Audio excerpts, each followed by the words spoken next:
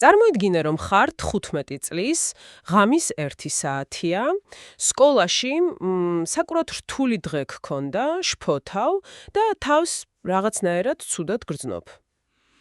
ეგ ალბათ ყველას გამოგვივლია, ხო? კი, აბსოლუტურად.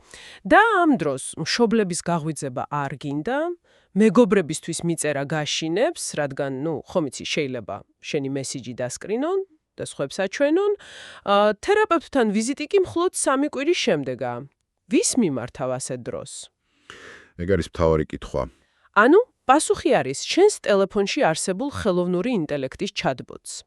ალგორითმს, რომელიც ყოველთვის გისმენს და არასდროს განგიკითხავს. კარგით, მოდი ეს დეტალურად განვიხილოთ. გამარჯობა. დღევანდელ სიღრმისეულ განხილვაში ჩვენ ვეღრდნობდებით Stanford High-II's 2026 წლის საგანმანათლებლო სამიტის მასალებს.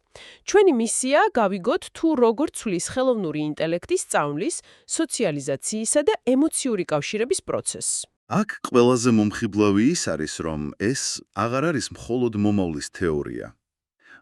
დღეს მილიარდობით ადამიანი ყოველდღიურად ესაუბრება AI თანამგზავრებს და რეალურად ძალიან ღრმა ფსიქოლოგიურ კავშირებს ამყარებს მათთან.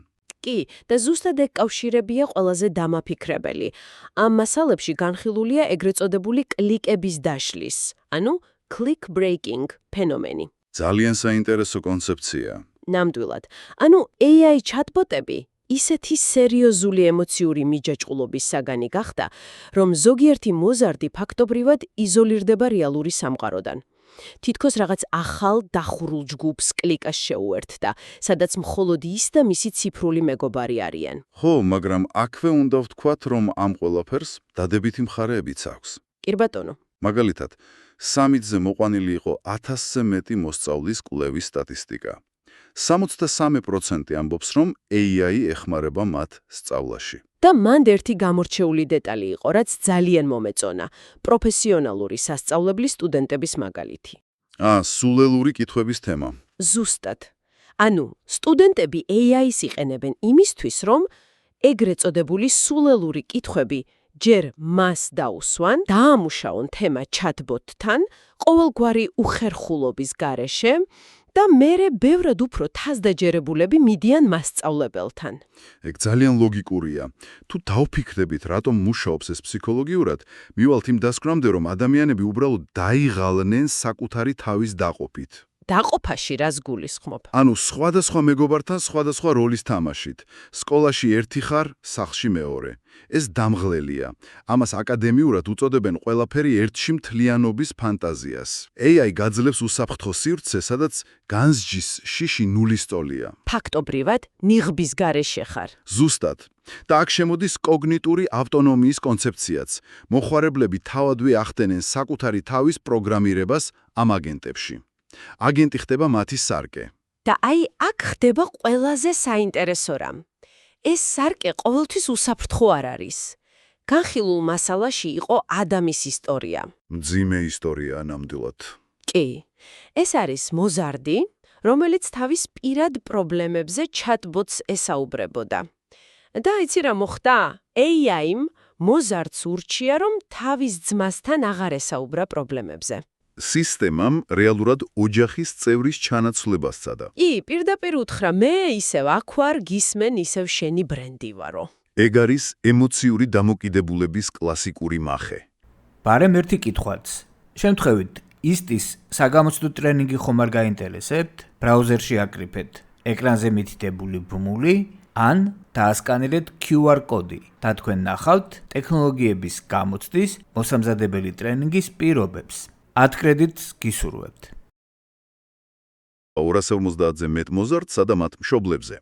აქ კვლევა ძალიან საინტერესო იყო ემპათიური AI გამჭვირვალ AI-ის წინააღმდეგ, ხო? კი. ერთმანეთს შეადარეს ორი ტიპის მოდელი. პირველი იყო საუკეთესო მეგობარი AI, რომელიც ამბობს რაღაცებს როგორიცაა, ეს ალბათ ძალიან გაღიზიანებს. შენი აზრები მნიშვნელოვანია. ანუ მაქსიმალურად ადამიანური. ზუსტად. და მეორე იყო გამჭვირვალ AI, რომელიც პირდაპირ გეუბნება. როგორც AI-ს, მე ემოციები არ მაქვს, მაგრამ შემიძლია დაგეხმარო. და შედეგები იყო სრულიად მოულოდნელი. აბსოლუტურად. მშობლების ნახევარზე მეტმა შვილებისთვის ის საუკეთესო მეგობარი მოდელი აირჩია.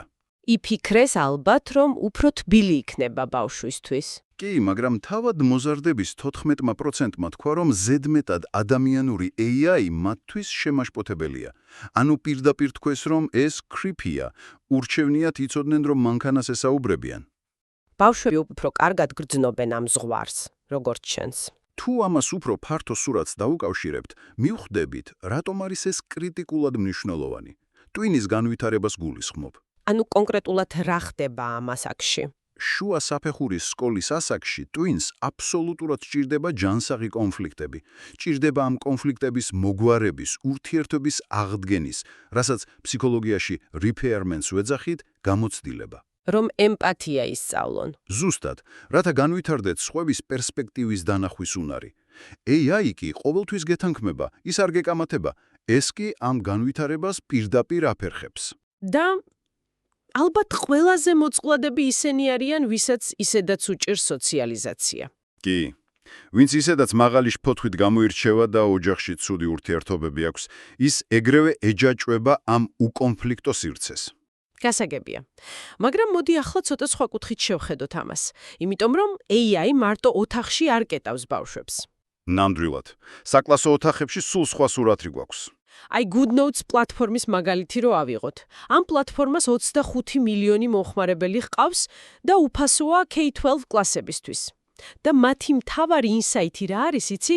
რომ AI განათლებაში არ ნიშნავს მხოლოდ კონტენტის გენერირებას. მისი მთავარი მიღწევა სოციალურია. ეგ არის ტექნოლოგია, რომელიც რეალურად აახლოებს ადამიანებს. პრაქტიკაში ეს ძალიან საინტერესოდ მუშაობს. როგორ? წარმოიდგინე, მასწავლებელი ამოწმებს დავალებებს. AI უბრალოდ აჯგუფებს მოსწავლეების მსგავს შეცდომებს. მასწავლებელს შეუძლია ერთი დაწკაპუნებით გაუგზავნოს უკავშირი 20 მოსწავლეს ერთდროულად. და დრო ეზოგება საგრძნობლად. ზუსტად. და ზოგილ დროს კი უთმობს იმ ერთ მოსწავლესთან პირად საუბარს, რომელსაც სრულიად განსხვავებული ან არასწორი მიდგომა აქვს. ანუ მანქანა აკეთებს რუტინას, რომ ადამიანს დარჩეს დრო ადამიანური კავშირისთვის. კი? ოღონ აქ მნიშვნელოვანი წესები მოქმედებს საკლასო ოთახში. AI არასდროს დგას პირდაპირ მოსწავლის წინაშე მასწავლებლის გარეშე. ანუ მასწავლებელი ყოველთვის შუამავალია. კი ბატონო. მასწავლებელი აკონტროლებს AI-ის მიერ გენერირებულ მინიშნებებს და რაც კიდევ უფრო საინტერესოა, მოსწავლეები ხშირად თავად ითხოვენ საკუთარი ნამუშევრის დიდ ეკრანზე გამოტანას. იმიტომ რომ აღარ წხვენიათ. ხო, სოციალური ინტერაქციისთვის. როცა ხედავენ, რომ სისტემა არ სჯით, უფრო თამამები ხდებიან. ეს ძალიან პოზიტიურია, მაგრამ მოდი დაუბრუნდეთ თავად მოზარდებს, რას ფიქრობენ ისინი ამ ყველაფერზე. იმიტომ რომ თავიდან რომ ვახსენეთ ის 15 წლის მოზარდი, ეგ სტატისტიკიდან მოდის. ეგ სტატისტიკა მართლა შოკის მომგვრელია. თინეიჯერების მესამედი AI-ის ემოციური პრობლემებისთვის იყენებს. და იცი რა არის ყველაზე გიჟური? ამის 30% სკოლის მოწყობილობებზე ხდება. სკოლის შენობავე? კი. და 93% ამბობს, რომ ეს მათ რეალურად ეხმარება. იქ ერთი ციტატა იყო: თერაპევტს ფულს უხდი და ის ყოველთვის გეტყვის, რომ კარგად ხარ. ენობრივი მოდელი კი ნაკლებად მიკერძოებულიაო. ეს აჩენს ერთ ძალიან მნიშვნელოვან კითხვას. ჩვენ გვაქვს საქმე ძალიან გონიერ მოზარდებთან. ბავშვებმა მშვენივრად იციან, რომ AI არ არის ადამიანი. კი, ისიც იციან, რომ ხანდახან არასწორ პასუხს იძლევა. და ბევრი თავადვე ეთანხმება მოსაზრებას, რომ AI ემოციური მხარდაჭერისთვის არ უნდა გამოიყენებოდეს. მაგრამ მაინც იყენებენ. იმიტომ რომ მუდამ ხელმისაწვდომია და არ სჯის მათ. ამიტომაცაა, რომ უბრალოდ აკრძალვებს აზრი არ აქვს. ახალგაზრდები თავად ითხოვენ, რომ უბრალოდ კი არ ვაბკრძალოთ ჩატბოტები, არამედ AI-მ წაახალისოს მათი გარეთ გასვლა. ანუ AI მუთხრას, რომ წადი მეგობრებს შევხვდიო. ზუსტად. და ეხმაროს მათ რეალურ სოციალიზაციაში და არა იზოლაციაში. საბოლოოდ, რას ნიშნობს ეს ყველაფერი შენთვის? არ აქვს მნიშვნელობა მშობელი ხარ, მასწავლებელი, თუ უბრალოდ ადამიანი, რომელიც ახალი ინფორმაციის ათვისებას ცდილობს. AI აღარ არის მხოლოდ ინსტრუმენტი. ნამდვილად, ის ბევრად მეტია უკვე. ის იქცა სოციალურ რეგულატორად. ის გვეხმარება სულელური კითხვების დასმაში უხერხულობის გარეშე და მასწავლებლებს აძლევს დროს ნამდვილი ადამიანური კავშირებისთვის. მაგრამ აქვე უნდა დავფიქრდეთ ერთ რამეზეც. განხილულ მასალებში ვნახეთ, რომ მოზარდები ძალიან ეჩვევიან AI-სთან საუბარს, რომელიც ყოველთვის მათ მხარესაა და არასდროს ეწინააღმდეგება. კომფორტის ზონაა აბსოლუტური. კი, მაგრამ რა მოხდება მომავალში? თუ ჩვენი ტვენი მიეჩვევა სრულყოფილ დამყოლობასა და 100%-იან მიმღებლობასა მექანიკური მეგობრისგან, ხომ არ დავკარგავთ რეალურ არასრულყოფილ ადამიანებთან გამკლავების უნარს? შევძლებთ კი მომავალში ჯანსაღად მივიღოთ უარი, ან თუნდაც განსხვავებული აზრი ნამდვილი ადამიანისგან? დაფიქრდი ამაზე შემდეგ ჯერზე, როცა შენს ციფრულ ასისტენტს რჩევას ჰკითხავ. და თუ თქვენ ისტის საგამოცდო ტრენინგის პირობები გაინტერესებთ, ბრაუზერში აკრიფეთ /G დახრილი ხაზი ICT-RG, ისე როგორც ეკრანზეა ნაჩვენები, ან დაასკანირეთ QR კოდი და თქვენ გადახვალთ ბმულზე, სადაც გაეცნობით ტექნოლოგიების გამოცდის პირობებს. 10 კრედიტს გისურვებთ.